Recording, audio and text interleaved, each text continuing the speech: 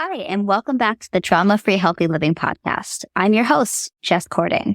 You guys are in for a treat today. I do not think I have ever interviewed a husband and wife duo on this podcast, so this is something new. I am speaking today with Demi and Randy Howell. So many people think that being a power couple really has to do with success and material wealth, but as my guest today will tell you, those attributes are only surface components to what it really takes to be a power couple. So they're going to talk to us today about how they created their own blueprint and really just how they've gone against the grain to create a life that they love in their marriage, their business, as parents. They've been working together side by side as entrepreneurs for 20 plus years and have seen so much while, running their businesses, homeschooling their daughters, and maintaining a healthy marriage. So they talk a lot about the ins and outs of what it really means to be a power couple, how to build a strong relationship that also allows you to have a strong business. And they also tell us about some of their tools and strategies that they use with their clients for living a more fulfilling life, really tapping into their truth and having a better work-life balance, among other things. So you guys are going to love today's episode. So without further ado, let's get into it.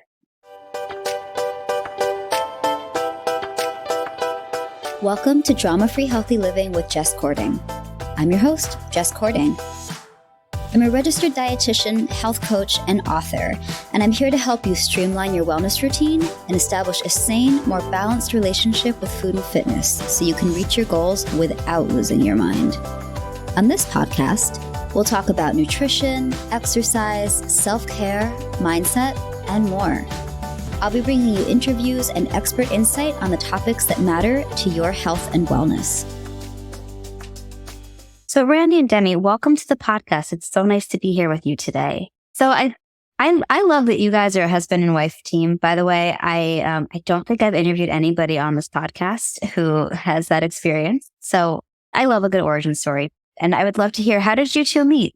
Oh, so Randy is actually my nephew's best friend. And what I didn't realize was he was coming to our family gatherings, Christmas, holidays. I never saw him ever. I don't know how we missed each other, but I never saw him. And so at least 5 years.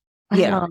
Yeah, at least 5 years. Yeah, at least 5 years. And so what ended up happening was I am a big furniture store, lamp, rug.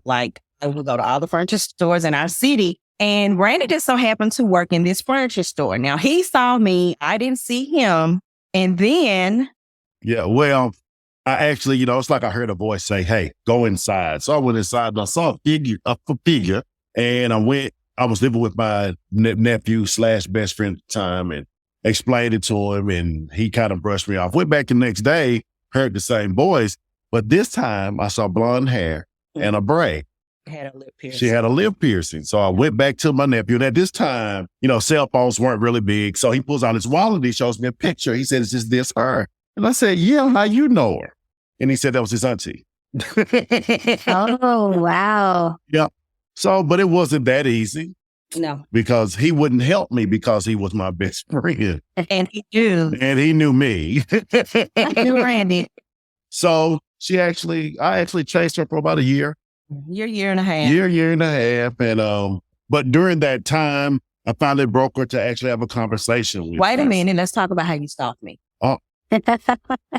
Randy was a stalker. So what he would do, he would get my nephew to call me because this was kind of like the time where I was really getting serious into my career, being a hairstylist and a makeup artist in the industry. So I was really, really focused. And he would call, he was like, hey, auntie, let's go out. I got this friend. I want you to meet. He meets downtown. I was like, no, I would just say every time.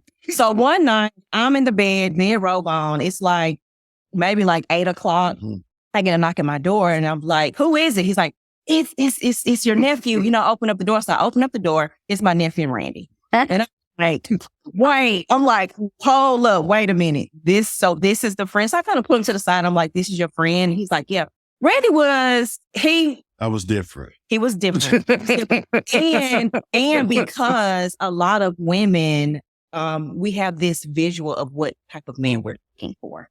And I had the visual and he didn't necessarily fit the visual, but he did fit the process, which was like spoiling me, and he made me cookies. Like he did all of these wonderful things for me. So I ended up going out with them, and we went to kind of like have drinks or whatever. Mhm. And then that was it. I didn't see them for months. And then I ended up moving out into the apartment complex or the townhouse complex where they live. And so I would kind of go down there and, like She just wouldn't hang kind out. of go. She was coming like every day. She just brought a friend with her, so she had a reason to leave. I did. I had to have the scapegoat. So we just really became best friends, honestly. Yeah. We became best friends. We don't have like this Cinderella love story. Everything that I was praying for, Randy did those things. He just did not have the look that I envisioned in my mind. But we became best friends. We dated for 8 months. I'll never forget. We pulled up in my mom's driveway, and he was like, we were fishing, actually. My mom was a big fisherman at the time. And he was like, hey, he looked at me, he said, hey, you want to get married on Friday? And I said, yeah, let's go. Let's get married. And he was like, well, I got to ask your dad, can, I take your hand and marry? And I said, hey, I don't care. I'm going to marry you anyway. And the rest is history. We went to the courthouse, got married. And I coached a baseball game after we got married. But yeah, that's Randy and Demi in a nutshell. Just we best friends. I can appreciate that part of the process. She having me to learn her. That was the most important, because now that we're 22 years in, knowing her makes a difference. Knowing her makes a difference. Yeah, I love that. And, everyone's got their own story, right? Like we're sold this idea of like the Cinderella story, as you said, but like I met my husband online when I wasn't looking to meet anybody. I thought I was going to move out of the city. I was so done with dating. I was like, I'm so old. Maybe I'll just be single forever and it'll be great. And then like a month later, but it did not fit necessarily the mold, like visually. But like, I remember for me, I started thinking about how I wanted to feel around something. And that became more important. And it was just it was just so easy, once you kind of like just focus on the soul, the person, and just like, let it be good. Yeah. But I have so many things I could ask you guys, but one thing that I know we had talked a little bit offline about this, but just, did you always know that you wanted to, create businesses together? Or was that something that just sort of came up organically, or just, to find you? I've been honestly an entrepreneur ever since I was 13 years old. I worked in a food truck and I did hair on the side, and I never wanted to be like this big time hair artist, but the creativity that it gave me, that feeling, it was a rush for me and I was good at it. So I was an entrepreneur, but I didn't know I was an entrepreneur. You know what I mean? Because I looked at it as a creativity and a passion. Randy, on the other hand, was 9 to 5. So he had the business background and the degrees to come in and run the business. You know what I mean? So we didn't always know we wanted to run business together. And I think that is probably where we began to bump heads, because you're looking at someone who's kind of been free since she was 13 and kind of doing her thing. And then you meet an older guy that is in corporate America, but it's like, hey, let's kind of blend and mesh and start these businesses together. So we did start, but we had a lot of issues behind the scenes. Yeah. Well, but I think the best part about it was the one thing that we realized was that I have my MBA in marketing, and we were paying people to take care of our business. And it was like, why? Why are we doing this? The money that we're spending could supplement a salary. Yeah. So I just walked away and became whatever she needed, for our business. And I can say, even though sometimes it was tumultuous at times, it was the best decision that we could have made, because we are truly better together than we are apart. Yes. We are truly better together. And, just being able to be with your best friend all the time, but then also have the benefit of it being my wife at the same time. You can't beat it. There's no better. I feel like that's when a relationship's supposed to be. You should try your best to spend as much time with your significant other as possible, because once the real world becomes into play, you have work, you have your time, and it's only so many hours in a day. So look how lucky I am. I could easily say I only don't see her minutes out of certain days. And that's like the best thing in the world. Yeah, it is so refreshing to hear that. And I can relate. I remember for myself, we won't talk about how many people I dated looking for him, but like I could tell my husband was the right person because I didn't want to kick him out of my apartment in the morning. It was like, let's hang out, let's do laundry, let's just do normal people. Like I liked him being in my space, which was a studio apartment at the time. Yeah. And it was, and I think you do want, whether it's in business or a relationship or in both, I think there is a lot to be said for spending as much of your time with people where you feel like you're better together than apart. I love what you share about the idea of what it really means to be a power couple. I was really drawn to that about you guys. And I would love for you to tell our listeners a little bit about what you feel it means to truly be a power couple. Well, first of all, it has nothing to do with money. That's the first thing that people want to talk about is money. Mm-hmm. Our power couple journey began when we realized that we had to have a true relationship as individuals. That's the core foundation, the true relationship. Because how can you be a powerful couple of people if you all aren't meshing mentally? If it's not a mental mesh, you can't have power that way. So that's our first step is the truth. And like, I think she told me this morning, she said, what did you tell me? You said, what? We definitely are meant to be together. Oh, I told her yesterday because we're kind of like cute and quirky, but funny and like comedy at the same time. And I said, we were doing something. And I said, you know what? I said, we are definitely meant for each other. I said, nobody could, the details, our personalities, I don't know if anybody else could be with us outside of who we are together. But that's what makes you a power couple, that inseparable bond, which is the example for other couples that are watching. See, people don't understand the power that they hold in just existing in a certain way. We get so caught up in things, we get so caught up in money that we forget about the one thing that people actually pay attention to, and that's us. Right. They pay attention to the way we interact with each other, how we interact with our kids, how we work together, how we spend our money together, how we come to an agreement in the midst of a disagreement. These are the strong points that have to be the foundation before you can ever put the word power in front of any couple. And just to add on, I think the main thing, especially for us, is understanding who we are, understanding our triggers, understanding our trauma, because you're going to bring it out. It's going to come out eventually in the relationship. And understanding ego. I'm an independent, powerful woman. I don't believe, now this is just my thought process, I don't think any woman just comes on this earth as just masculine woman. There are certain things that make us be masculine. There are certain things that make us hold up these walls. And so I had to ask myself, what is the thing that keeps triggering you? And what it was, I saw a lot of dependency growing up from my mom. It had her trapped. And I promised myself I would never be that person. So coming into a relationship with Randy, he's a survivor. He was in survivor mode. And not only that, the world tells a man that he's dominant and he's, the higher than a woman. So that thought process with him and my thought process of being a strong, independent woman, those egos clash. So we had to do a lot of self-work to understand what it is that makes us tick and work through those issues and stop pointing the finger and take accountability for what we may be doing to each other that's not complimentary. And it takes a lot of work.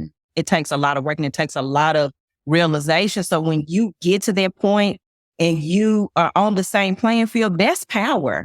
That's the power right there. Self-awareness, self-reflection, self-work, that's the power. Thank you so much for sharing that. Because I think I see this a lot.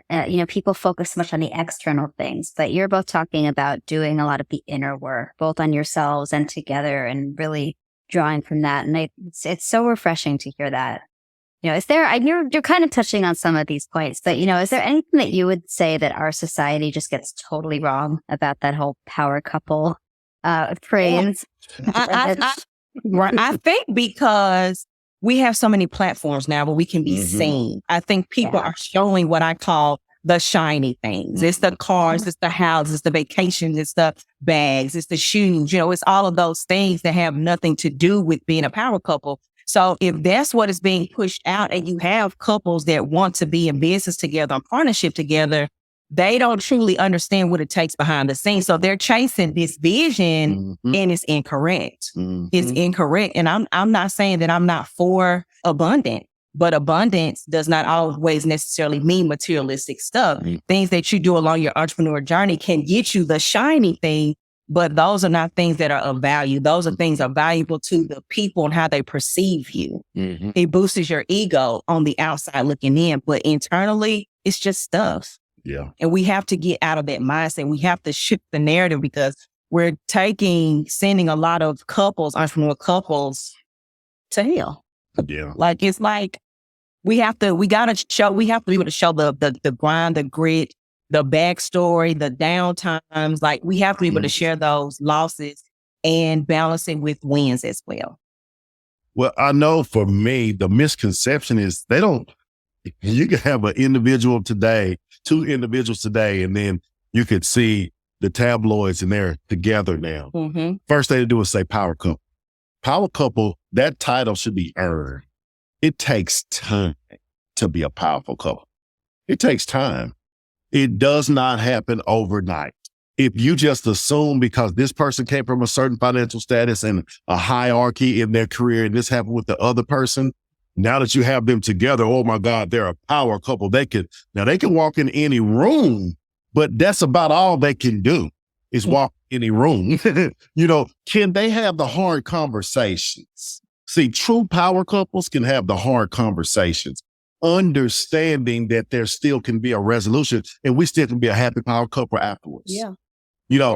We couples don't do that. They have the hard conversations and then they have the easy breakup. So, that misconception of right now power is not where it is. No one goes to, that's like me running for president and I'm president. No, there's a process. I have to go through the process to become a powerful man like that. You know what I'm saying? And so that's that's the biggest misconception that I have when it comes to society. They just give it to anybody. Yeah. Because oh my God, yeah. You go to the grocery store, you look up any of the tabloids, always this, I can't keep track. Yeah. But I want to dig in a little bit because here we're talking about your successful businesses that you two have built. And I would love for you to tell us a little bit about them. I believe, so you've both been entrepreneurs for a few decades now, if I am understanding correctly. Yes. So tell us a little bit about what you've created. Hey, I mean, so run it back. We've started out as entrepreneurs in 2004 together. We opened up our first salon, and I did these were training grounds in my opinion, in so many different ways. So we had the salon from 2004 to 2009. 2009 we started our own cosmetics line, and again the ground is getting bigger. Right. It's getting bigger. We're beginning to play with more toys per se, but it was leading us to where we are now. Now we're really more purpose driven, and we're truth coaches, which is, we were life coaches, but we realized that life without the truth doesn't exist. So we help people to live within their truth, understanding that living in your truth gives you a better life moving forward. So that's what we are. That's the main That's thing. the main thing that we do, and I have to say it out loud. You know how sometimes you have a business and you don't say it out loud? You kind of keep it to yourself. It's time to say it out loud because it's real. It's real for us and it's real that the world needs it. It's more meaningful. When you just say it out loud and stop speaking it in the closet, we truth coaches, Then we do a lot live or we might get a little clip on Instagram. No, we need to let the world know this is our main way that we're walking. And, so I just want to start off with that. That's where we are. I love to hear her talk because she does it oh so well. And So yes, just to piggyback off Randy, we opened up a salon in 2004 and it was an old Taco Bell building. University Drive, which is here, is like $1 Million Road. So if you purchased a building there, it was like super successful. And we turned it into this beautiful, beautiful, beautiful space. I have to email you pictures, after we get off. But I never wanted to be a massive hairstylist. I never wanted to be it. It was just, like I said before, the vision and the creativity. But just from, me being consistent and determined, I was able to get my cosmetics 106 in Park. It was on the film of Sugar Mamas. We were the first beauty sponsor for BT rooftop party. Mm-hmm. I also placed third in the world international for Style Stars. I was recognized for the top 50 and better business practices in American Salon. I've been featured in Essence. I worked for L'Oreal, for Mazzani. I've traveled. I've done a lot of editorial work, styling. I just feel like I was ahead of my time because this is like 2004 when you had social media, but you didn't have social media. Yeah. And me starting out at 13, starting my journey into entrepreneurship, I didn't rely on social media. I could only rely on, human interaction. Boots on the ground. Boots on the ground, old school marketing. But even with that, our salon was successful. I remember I used to do 20 and 30 heads a day. We implemented a program. It was called Club Demi, and it kept client retention. So that part, I think, and I've said it before, entrepreneurship raised me, and that's just the honest truth. Entrepreneurship raised me. So that part of that successful business story was a highlight, but it was a downfall, because it was stressful. I was in that hustle culture, dying inside. So I retired from that. And that part of the success is now turning into a different success, which Randy speaks about, which is the coaching, with the true coaching. I call myself a pivot practitioner. I teach entrepreneurs how to pivot into peace that are in this whole, hustle culture. And then we also do rehab. We work with investors. Randy does real estate. And so we work with investors and, flip properties. But that's not our main thing. Like, that's not what we want people to know us for. Yeah, we just kind of, that's our consistent flow. Yeah, it's that fascinating world. But yeah, I hear you. Yeah. And I like you use the word pivot. That was actually something I did want to ask you about, Demi, because, I joke sometimes about being like a recovering, what's the word I'm looking for? As an elder millennial, I definitely feel like I'm in recovery from all the girl boss culture of the late, pre-COVID days. And, man, it is so easy to run yourself into the ground. And, is that, what are some of the ways that, you have this process that you use with your clients that you talk about called Wiser. And I would love to hear you tell us a little bit about that. Wiser really started in 2000 and I'm going to say around 13. I had a big aha moment and I was running. I mean, we were running. I had two kids back to back, had them on Monday, was back at work on Friday too, back to back. And I remember me and Randy never went on a vacation. And we finally went on this vacation. We took the girls to the water park and my mind was racing so much.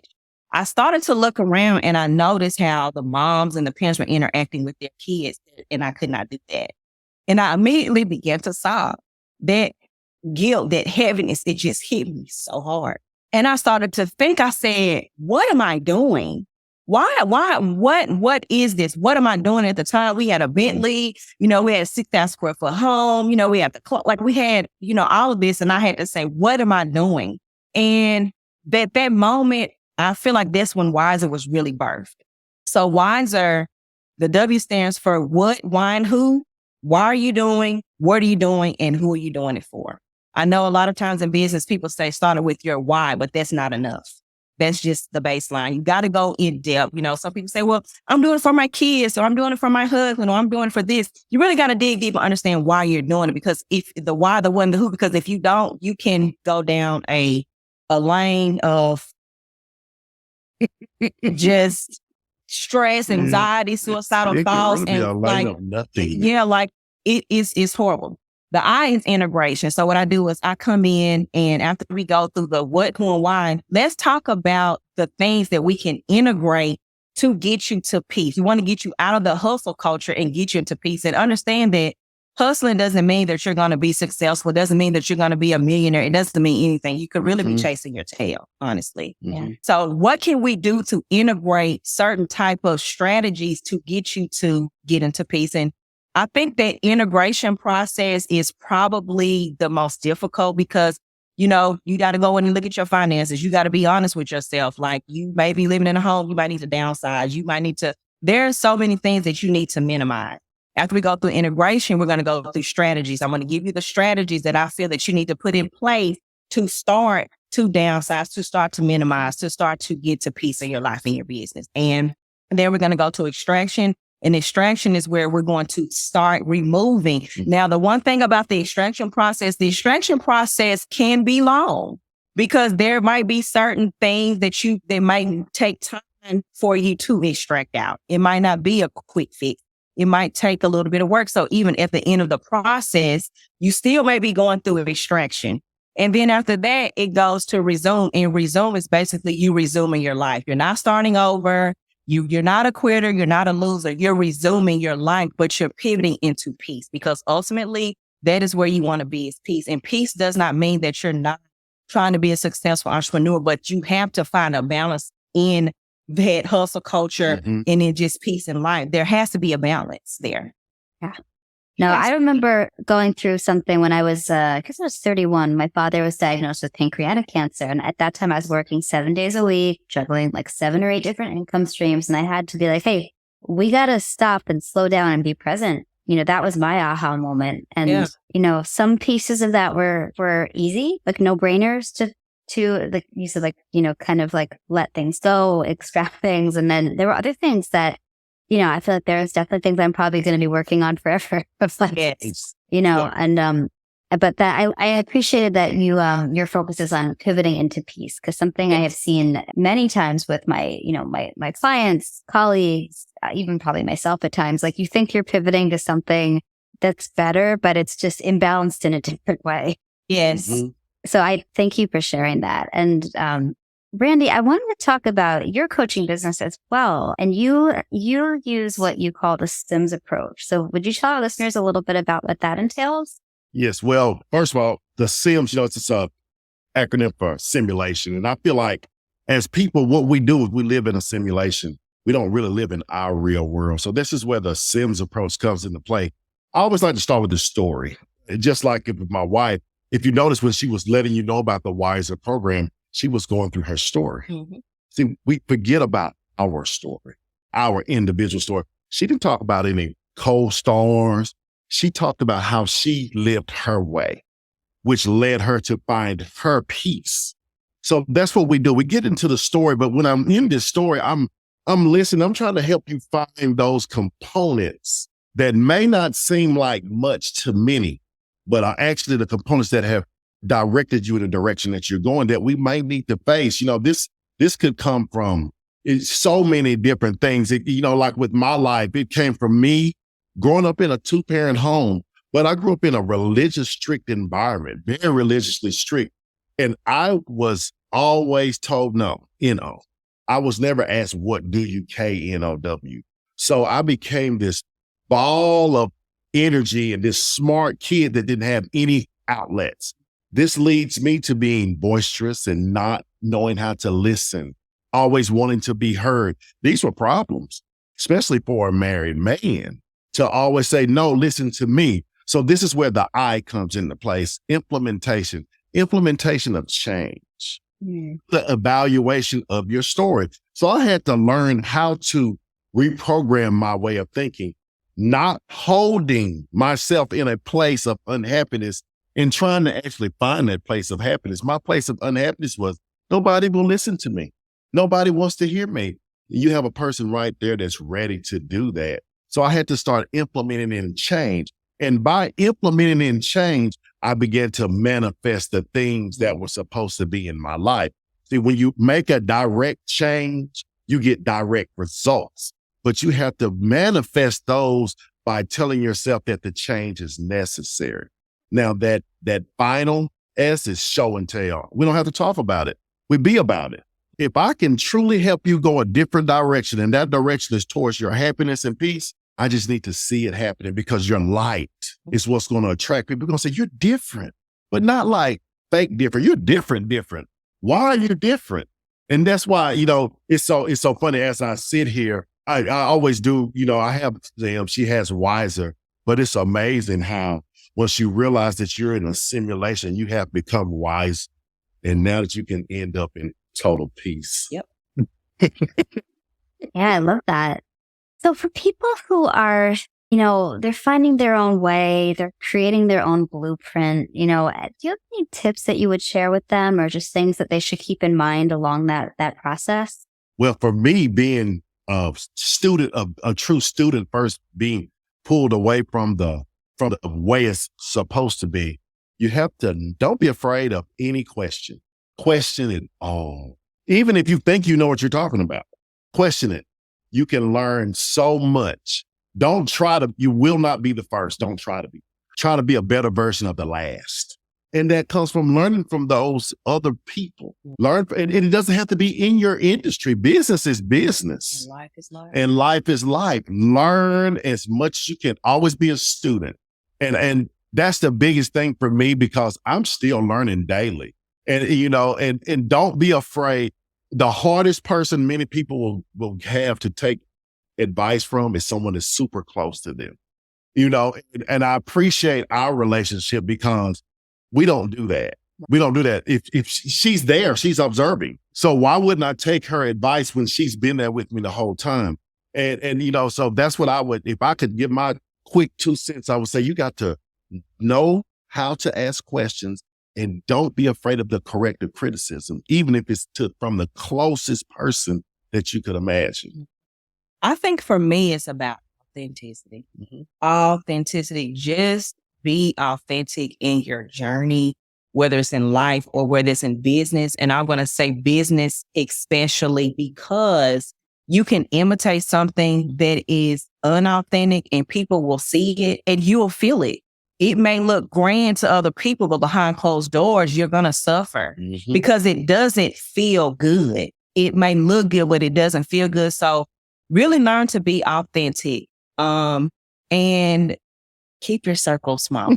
Yes, ma'am. Keep your circle small.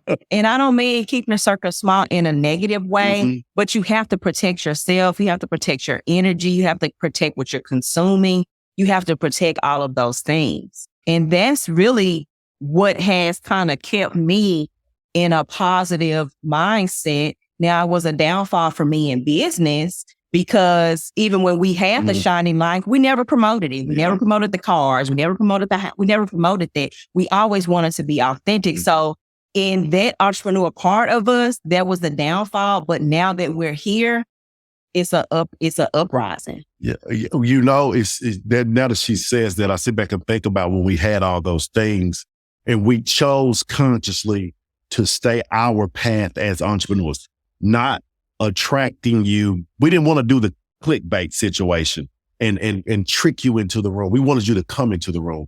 But now that we've downsized, but our relationship has risen, people are coming into the room.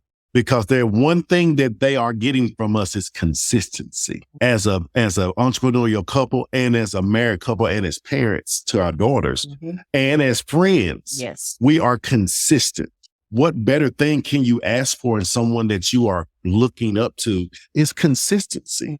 And I mean, it's just amazing how, it's amazing how you realize things in the midst of conversations. But I was listening to her and the way she was telling it. And I'm like, you know what? We thought it was a bad decision at the time. But now I'm starting to think about those that are around us. And I'm like, shoot, we make the best decision ever. Yeah. We suffered early to celebrate later. Yeah. And I think I would rather be celebrating later because if you celebrated early, that was just in the middle. It might not look as good as it's looking right now. That's it. Yeah, I would tend to agree with that. Yeah, I don't remember where I heard this. I did not come up with this. I cannot begin to remember where I heard this, but there was this expression that I really liked. It's like, never trust someone who's never had a dark period. That's it. Like, I was like, yeah, there's something to that. Yeah. Man, that's a good one. That was a good one. That was a good one. That was a good one. And I wish I could remember the source. I'm going to find out one. I think also just being human. I think we have lost touch with human nature, human kindness. We are not robots. We are emotional people. We are humans, and we need to get in tune with those emotions And I feel like we're kind of going away from that. And that's a part of why I think we're in the world is in the situation that it is in now. Well, we're not human. We're not human, but they're not pumping love into the atmosphere. We need to see more of it. We need to see more love. And I'm not talking about love like that. I'm just talking about love, you know, happiness, kindness, good gestures, you know, things that are just unorthodox, but they make you feel good. See, that's love to me. And it's really normal. Yeah, it's just life. And they don't pump enough into the atmosphere. So we get so many negative results. We get so many people cutting their eyes, and there's just not enough happiness being pumped into this thing. Mm-hmm. And we are determined, hell-bent even. We're going to pump positivity to this world. We're going to show you what real love looks like. We're going to show you what a real friendship looks like. We're going to show you what understanding looks like, listening, hearing, all of these things that we're not taught. We should know, we might learn. We're going to start to be the teachers for it.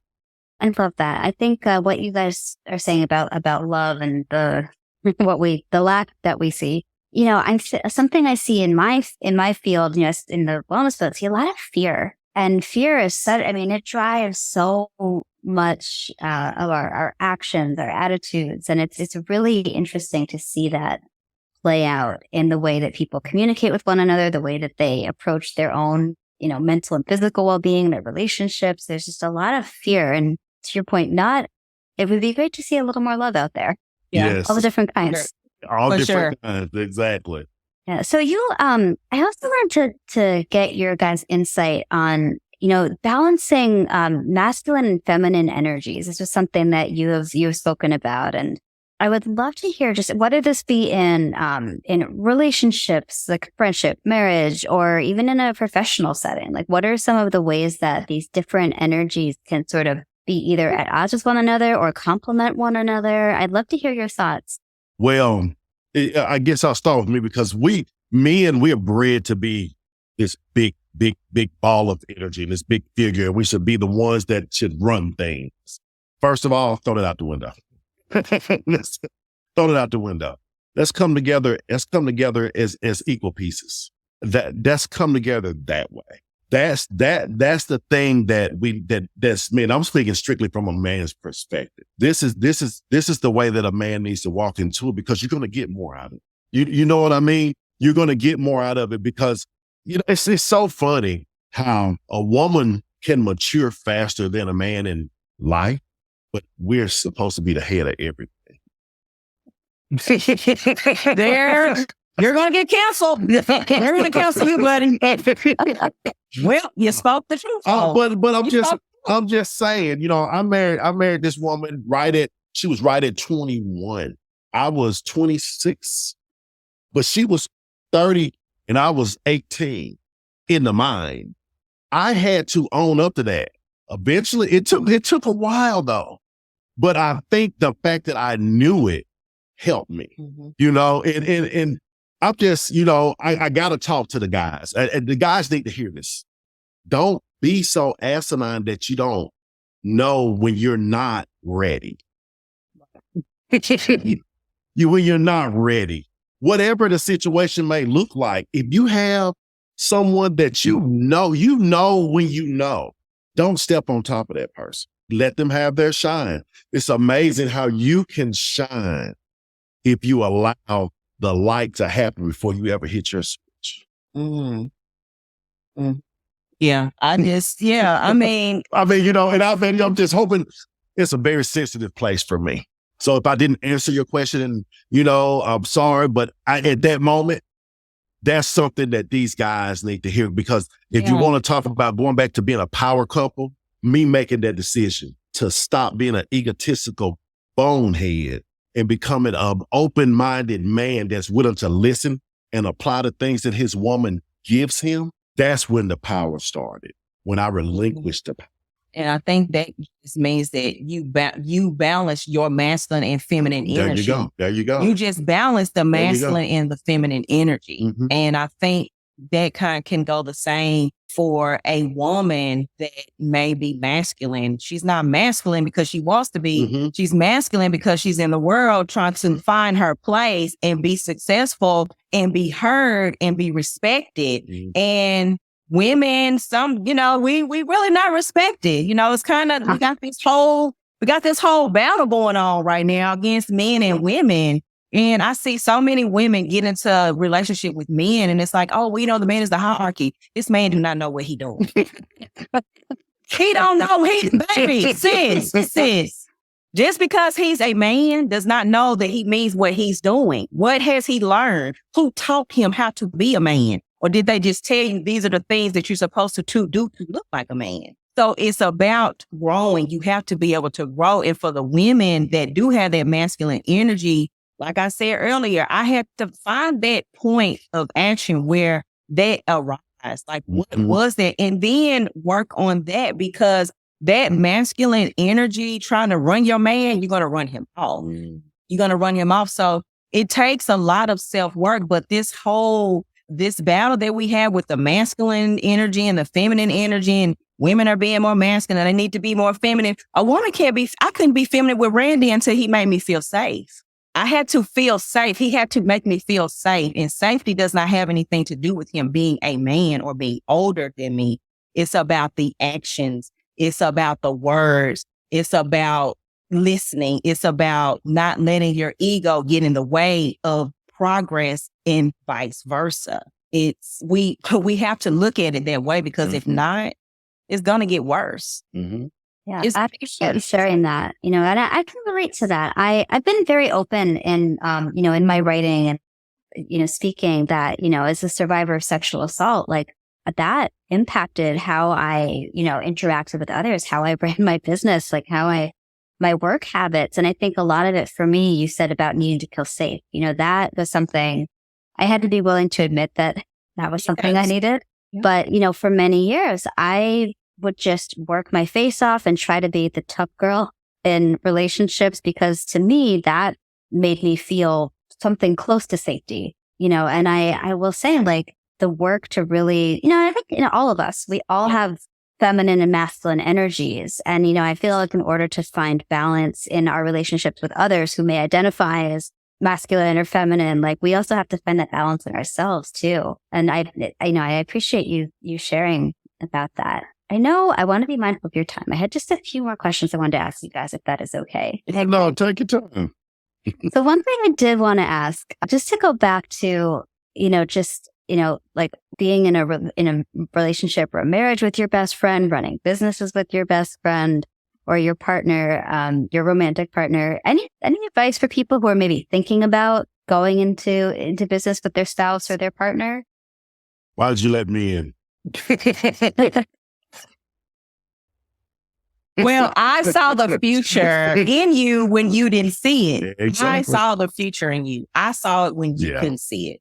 And I knew eventually, I'm not going to say you were going to catch up, but I knew that you were going to see the light. I knew you were going to have that switch moment. Yeah. It's inevitable, because we both worked at it so hard, regardless if you feel like it was the issue, regardless if I feel like the issue, I was the issue. We consistently worked and we worked and we worked. It's work all the time. You have to be willing to work, even when you're tired. This is my business partner. This is my husband. This is my lover. This is the father of my children. And if I know this is what I want, and if he knows it's what he wants, we have to work at it. Now, the one thing I will say, right now, this is my wife, but at work, this is my business partner. Do not confuse the two. Do not confuse the two. I remember being asked, so you mean to tell me you could be argued at home and then get to work and everything's fine? Yeah, until I get back home. I mean, we have to work. Then we become husband and wife. But if you're charismatic enough, you'll figure out a way to fix it during the day. Like Randy Starbucks. You gotta learn how to learn. You gotta learn your person. Yes, you gotta learn your person. You gotta learn your person. And just understand that, yes, those are two different things. If you think, oh yeah, I'm finna run this thing with my wife, you messed up right there. Yeah, it's over. Because you haven't found out if she can be your business partner and vice versa. Mm-hmm. See, she knew that I had the characteristics, but she really didn't know if I knew how to do it because I was institutionalized mentally. But through her throwing me in the fire and staying my cheerleader, continuously foreseeing the future, saying, just giving me those small words when she would see me discouraged. Help that person to grow. Now, if you all are new entrepreneurs, you have to help each other grow. Yeah. You have to. Watch plenty of videos. Find people, I'm not saying friends, colleagues, business people that look sort of like you. Learn. You'll hear me say that forever. We're students till the day we leave here. Yeah. Continuously learn and be open-minded to the fact that you're not the only one in this partnership. Be mindful of your partner. Just as you are in marriage, do it in business. Do it the same way. I hope I do a good job. I try very hard. I've been with you like half of my life. So you know you're doing this. Yeah, I think I always tell people the basis and the most important part of me and Randy relationship is that we're best friends. Mm-hmm. You can't be the best friend. The best friend is better than a husband to me, or better than a wife. When you have that best friend, you can really just literally talk to them about any and everything. Mm-hmm. So when I see Randy, he is my husband, I see him as my best friend. And it lets down that veil. Mm-hmm. It makes me more comfortable to want to talk to him and to want to talk about issues that I might be having outside of, our marriage that I might, it just makes a difference when you have that friendship and that foundation is very strong. It's very important. People don't realize that, people have been in marriages pretty much their whole life and never knew it. Yep. Been my best friend since I was 7 years old, but you're 68. How come it's not that easy with marriage? Why do we have to think so much once we say I do? Because of the rules and the construct that the society has put on the way that a marriage is supposed to look. Mm-hmm. And it doesn't, you can't have one complete blueprint for everybody. Mm-hmm. It does not work. Mm-hmm. You have to do what works for you. Mm-hmm. And you have to be able to pivot not through your marriage. Mm-hmm. All the time. Just because this is what this one certain thing says that this is how it's supposed to be set up, that is not true. Now, I will say this, don't be a fool. Yes. Don't be a fool. Yeah. Don't be a fool. There are signs out there, people. Red flag, what the new word is. It's red flag. Pay attention to the red flags because it's real. So we're not saying just be stupid out there and do things that because you're supposed to do it. Nah, you're not supposed to do it. It has to be a two-way street here. So just pay attention to the signs, but I'm telling you, it can work. And trust me, I am so happy. Yes. I wouldn't have it any other way. Oh my God. I don't even see how people leave their spouse and go to work. And it's like, what am I supposed to do all day? we do weird stuff like Randy might say, hey, I'm going to Publix to get something. And we literally together. When he hits the car, he's going to call me, babe, what are you doing? Yeah. I'm like, nothing. And I'm going to talk to her the whole time until I get back home. We've always been that way. It's just, I can't tell you. I can't tell you enough how if you think about it, the day that we realized that friends can be more valuable than your significant other, that's when we realized that we had to be best friends. We had to be. Yeah. We had to be, because I don't think you consciously get tired of being married, but I think sometimes you might consciously get tired, but we never get to experience that tired of being married because we just be friends. And you don't get tired of your friend. Why don't you get tired of your friend? Because your friend, we don't have any boundaries. It's we don't block or hide anything. It's just Demi and Randy. It's just us. If you meet anybody, they'll tell you, that's just Demi and Randy. That's anybody described. That's just them. That's just them. We don't understand it, but it works for them. But people want it. And it's like, how do you do it? But we don't know. We're intentional. We're intentional. I feel like, I tell people all the time, I played for 25 years. I was blessed with my angel. Why would I neglect a moment? That would be the dumbest thing I could do. I got to cherish every moment with her.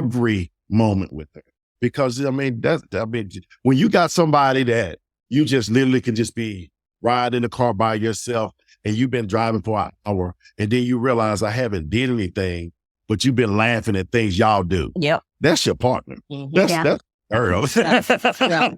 Yep. Thanks. And I think we do it all the time. So, Yeah, I love that. I have one more question I always ask my guests because there's so many different ways to interpret this. And this question is, what does healthy living mean to you today, this moment in time? Putting yourself first. Encourage yourself. Don't wait on anybody. Tell yourself you're great. See, how can you be healthy? So you can be sick and eat good, be healthy, exercise because you're sick inside. You got to start from the inside. Make yourself feel good about yourself. Relieve your own stress. Stop building up walls that don't exist because you're looking for approval or a door to open. Opportunity exists for everybody all the time. But I want you to wake up in the morning and give yourself the best medicine you can. And that's looking in that mirror and say, you are the best. You're great. Today is your day. You own your life. No one can stop you from achieving what you want to achieve.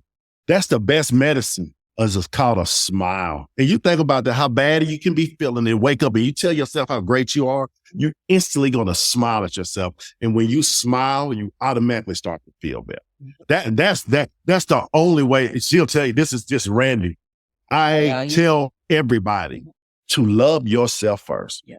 I don't want a person that doesn't love themselves because you're going to mistreat me. Love yourself first without asking permission, then start your day. Mm-hmm. Love it. I think for me, it's kind of similar to, what you said, is just really understanding how important you are to yourself. Mm-hmm. Women, especially, we take care of our husbands, we take care of our kids, we take care of people we don't even know sometimes. But we always tend to forget about self because we're such nurturers. And you have to nurture yourself without guilt. Mm-hmm. Don't feel guilty about nurturing yourself. You might have to tell Demi and Randy, hey, mom can't do this today, and not feel guilty about that. Mm-hmm. Instead of like, yes. And then here I am, I'm dying inside. And especially when you're on the hamster wheel, there are the certain little things that you miss out on. And you need to sometimes you really just need to get in your quiet space to hear. Sometimes it's so loud that you can't hear. You need to get in your quiet space and really just think in silence. No TV, no people, nothing. And think about yourself and say, what do I need? Mm-hmm. What do I need to maintain a healthy life and implement those things? Don't wait. I feel like we wait on the things to implement in our lives that are good for us, that may be healthy for us, because we have not been shown from the beginning, this is what we're supposed to do. It's all about the American dream and, this, that, and the third. But what about you? What about you?